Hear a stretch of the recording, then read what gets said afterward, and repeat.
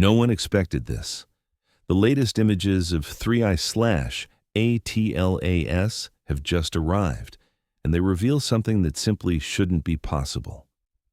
Captured only days ago, they show an interstellar object that defied every prediction, survived its closest pass to the Sun, and came out on the other side as a single, untouched body. And the more scientists look at these new observations, the more the numbers stop adding up. Something about this visitor behaves in a way that breaks the rules we thought we understood. So what exactly did these new images reveal? And why are some researchers saying this discovery could force us to rethink everything we believed about objects entering our solar system? The new observations of 3I/ATLAS were captured on November 11th, and from the moment astronomers processed them, the reaction was the same everywhere. Disbelief. The object wasn't supposed to look like this. After swinging dangerously close to the Sun just 2 weeks earlier, most expected it to be torn apart, or at least show signs of heavy fragmentation. Instead, the images revealed a single, solid body drifting through space as if nothing had happened. These shots came from the Nordic Optical Telescope in the Canary Islands, a powerful 2.56-meter system capable of revealing fine details in faint celestial objects, and those details quickly raised eyebrows. The glow around Atlas wasn't quiet or symmetrical. It carried hints of strange structures that didn't match what a typical comet would show after such an intense encounter with the Sun. Astronomers were left with one question: how did it survive intact? Because if the object held together under those conditions, the explanation wouldn't be found in standard comet models, and the deeper researchers looked into the glow surrounding ATLAS, the more unusual the story became. When scientists examined the structure of the light surrounding 3I/ATLAS, the first thing they noticed was an odd stretch in the glow, an elongation pointing almost exactly toward the Sun. Its angle measured about 106 degrees, nearly matching the projected sunward direction at 115 degrees. That kind of alignment isn't random. It mirrored an earlier image taken by the Hubble Space Telescope months before, where Atlas displayed the same unusual anti-tail pointing straight at the Sun. Seeing it again, after perihelion, was a sign that something persistent was shaping the dust around this object. But that wasn't the only anomaly. Another, fainter distortion appeared at roughly 301 degrees, aligned closely with the opposite direction of the Sun. Even though it was weaker, it confirmed that Atlas wasn't releasing material in the simple, predictable way a natural comet should. And to put the scale into perspective, the region captured around the object spans nearly 500,000 kilometers. That's not a small feature or a close-up trick. Whatever was producing these structures was acting on an enormous scale. Yet the biggest surprise wasn't the asymmetry or the angles. It came from a detail most people would miss. The long-distance jets seen in wide-field images didn't show up here. These new observations used a filter that blocked many gas emissions, meaning the jets weren't gone. They were simply invisible in this wavelength. But when researchers looked at the numbers behind those jets, everything changed. The earlier wide-field images of 3I/ATLAS revealed something that instantly set it apart from every comet we've ever studied: colossal jets stretching across space. One of them reached nearly 1,000,000 kilometers toward the Sun, while another streamed almost 3,000,000 kilometers in the opposite direction. These weren't tiny bursts of gas. They were massive, structured outflows on a scale that should have pushed the object to its limits.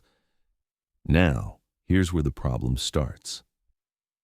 For a natural comet at that distance from the Sun, the gas escaping from its surface should travel at around 0.4 kilometers per second, roughly the speed of sound in that environment.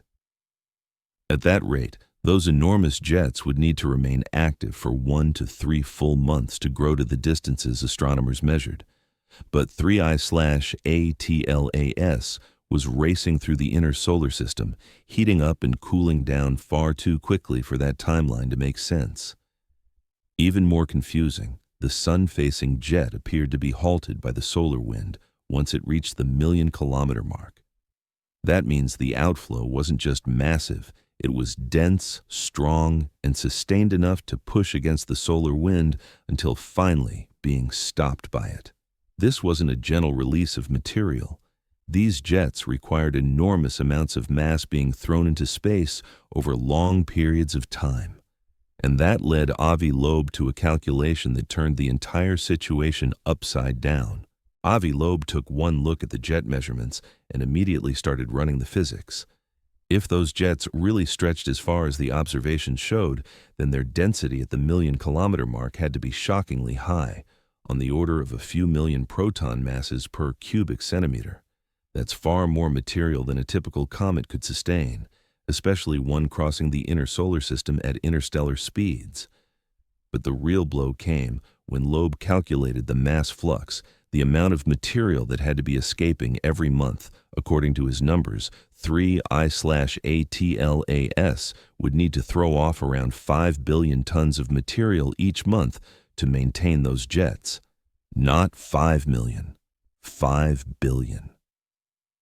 And all of that coming from a single intact body only a few kilometers across. For any normal comet, that level of activity would tear the nucleus apart. The pressure alone would rip it into fragments long before it could reach that kind of output. But Atlas didn't break. It didn't even crack. It just kept moving as a solid, perfectly coherent object. That contradiction pushed Loeb into the next step of the calculation, the energy required to produce that much material. And once he did the math, the problem became even worse. If 3I/ATLAS really ejected 5 billion tons of material during its perihelion passage, then something had to power that release. Loeb calculated the energy needed just to turn that much frozen carbon dioxide into gas, and the number was staggering. The object would require at least 3 times 10 to the 18th joules of absorbed energy in barely a month. That's an energy demand far beyond what any small cometary body could realistically pull from sunlight alone. When he compared that requirement to the amount of solar energy available at Atlas's closest distance to the Sun, roughly 700 joules per square meter per second, the mismatch was immediate. To soak up enough energy, the object would need an absorbing surface area larger than 1,600 square kilometers.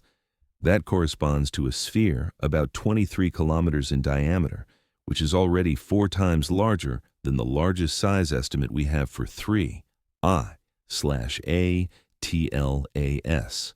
And if the material wasn't carbon dioxide but ordinary water ice, the required size exploded to nearly 51 kilometers across, a scale that would make the real object look tiny by comparison. The problem is simple. The numbers don't balance. The amount of energy needed doesn't match the size of the object we're observing. Natural comets don't produce these kinds of contradictions, especially ones that remain in one piece after such extreme activity. But the most damaging point was still ahead, because Loeb identified one final inconsistency that leaves the natural comet explanation hanging by a thread. Even if someone tried to stretch the numbers, excuse the energy gap, or argue for an unusually active comet, Loeb pointed out a final problem that simply can't be ignored. On real comets, volatile ice patches don't cover the entire surface. They appear in pockets, scattered, uneven, and often small. Only a fraction of the nucleus actually produces jets. That means the effective area available for sublimation is far smaller than the object's total surface. So if Atlas were truly behaving like a natural comet, its active regions would be limited. But Loeb's calculations only make sense if the entire surface was somehow working at maximum output, releasing unimaginable amounts of gas without destroying the nucleus in the process. No known comet does this. No known comet can. And that brings everything to a breaking point. A small object with limited active areas somehow released enough material to create multi-million-kilometer jets, absorbed more energy than its size physically allows, and still emerged from perihelion as a perfectly intact body. It's not just unlikely, it's structurally impossible under standard comet physics. And that's exactly why Loeb's next statement sent shockwaves through the discussion. After laying out the contradictions piece by piece, Loeb didn't soften his conclusion. He argued that these numbers aren't just unusual, they expose a flaw in the traditional explanations people are trying to force onto 3I/ATLAS. In his words, this object presents an anomaly that can't be brushed aside or buried under familiar comet theories. Ignoring the data won't solve it, and pretending it behaves like every other icy visitor from space only widens the gap between observation and reality. To drive the point home, he quoted Einstein, "Knowledge is realizing that the street is one way. Wisdom is looking in both directions." It was a subtle reminder that clinging to old assumptions can blind us to new possibilities. And when it comes to Atlas, those possibilities are becoming harder to avoid. Because if the jets don't make sense, if the energy doesn't add up, if the structure shouldn't have survived, then something about this object is operating outside the boundaries of standard comet physics. That's the dilemma now facing astronomers. Either the models are wrong, or the object is something very different from what we expected. And that brings us to the question everyone is now asking. 3. I/ATLAS has thrown a wrench into everything we thought we knew about interstellar visitors. It survived perihelion intact, produced massive jets that should have shattered it, and required far more energy than its size allows, all while behaving nothing like a normal comet. The numbers don't lie, and the anomalies are glaring. So what does this mean? Is 3I/ATLAS a natural object we simply don't understand yet? Or is it something else entirely, something that challenges our very assumptions about the cosmos? Avi Loeb's analysis doesn't provide all the answers, but it forces us to confront the possibilities we might otherwise ignore. The truth is, the story is far from over.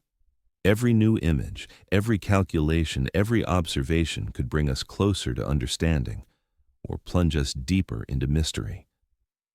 What do you think is really happening with 3I/ATLAS? Could it truly defy the rules of nature, or is there an explanation we've yet to discover? Share your theories in the comments and stay tuned, because the next chapter in this story might completely rewrite our view of the solar system.